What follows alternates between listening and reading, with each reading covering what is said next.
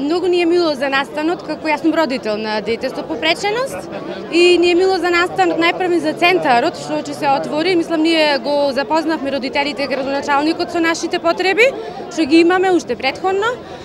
Не изслуша и се го исполни неговото ветување за отворањето на овој центар.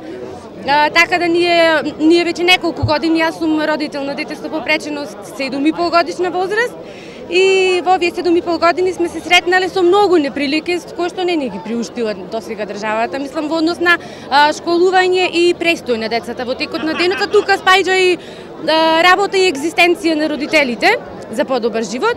Така да мислам дека овој центар би бил баш добар за развојот, како за физичкиот, така и за интелектуалниот, когнитивниот развој, мисловниот развој на децата со попреченост.